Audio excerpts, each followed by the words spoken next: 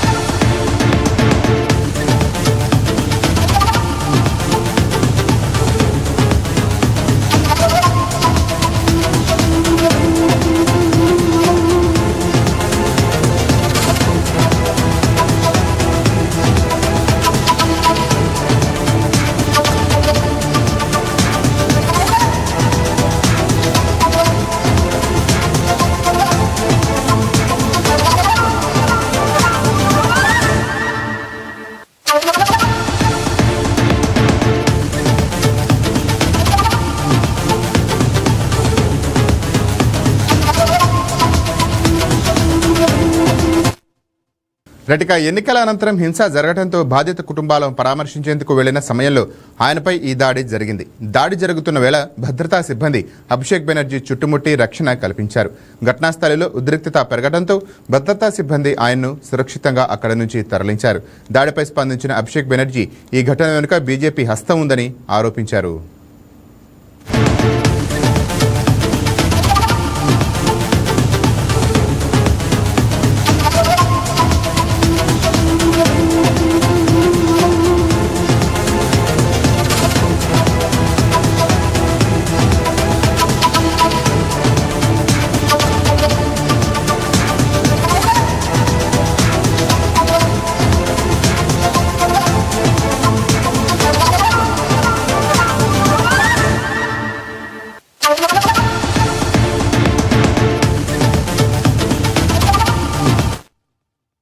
రైట్గా దీనిపై మరింత సమాచారం మా ఎగ్జిక్యూటివ్ ఎడిటర్ శ్రీనివాస్ ఫోన్ ద్వారా అందిస్తారు. రైట్ శ్రీనివాస్, చెప్పండి, అభిషేక్ బెనర్జీపై దాడిపై అప్డేట్స్ ఏంటి?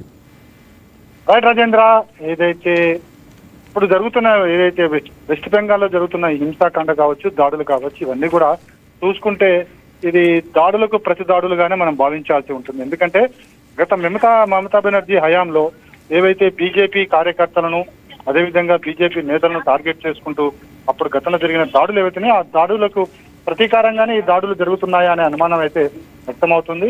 ఎందుకంటే మమతా బెనర్జీ హయాంలో బీజేపీ కార్యకర్తల నేతలను చాలా ఇబ్బంది పెట్టారు. అదేవిధంగా బీజేపీ సపోర్టర్స్ కావచ్చు, మద్దతుదారులు కావచ్చు, మన తీవ్రంగా హింసలకు గురి చేశారని చెప్పేసి అప్పట్లో బీజేపీ అనేక సార్లు ఆందోళన కార్యక్రమాలు కూడా చేపట్టడం జరిగింది.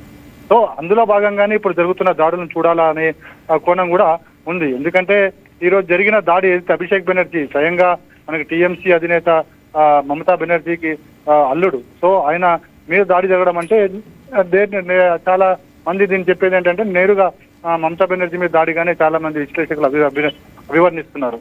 సో ఇలాంటి పరిస్థితుల్లో ఒక్కసారిగా ఈ దాడి జరగడాన్ని అక్కడున్న ఎవరైతే భద్రతా సిబ్బంది ఉన్నారో ఆ సిబ్బంది అంతా కూడా హుటాహుటిన అక్కడ చేరుకోవడం జరిగింది. అదేవిధంగా అభిషేక్ బెనర్జీ ఎవరైతే ఉన్నారో ఆయనకి తలకు దెబ్బలు తగలకుండా హెల్మెట్ పెట్టడం జరిగింది. పోలీసులందరూ కూడా చుట్టుముట్టడం జరిగింది. అయినప్పటికీ కూడా కొంతమంది ఎవరైతే కనిపించకుండా దాడులు చేశారో అంతా కూడా గుడ్లు కొట్టడం జరిగింది. అదేవిధంగా రాళ్లు కూడా రువ్వడం జరిగింది. కొంతమంది దగ్గరకు వచ్చి ఆయన కొట్టినట్టు కూడా తెలుస్తుంది. సో మొత్తానికైతే వెస్ట్ బెంగాల్లో జరుగుతున్న ఏవైతే దాడులు కావచ్చు, ఈ దాడులన్నీ కూడా గత ప్రభుత్వం చేసిన దానికి పర్యవసానంగా ఇవన్నీ జరుగుతున్నాయని చెప్పేసి కూడా విశ్లేషకులు చెబుతున్నారు. Rajendra, right, thank you Srinivas.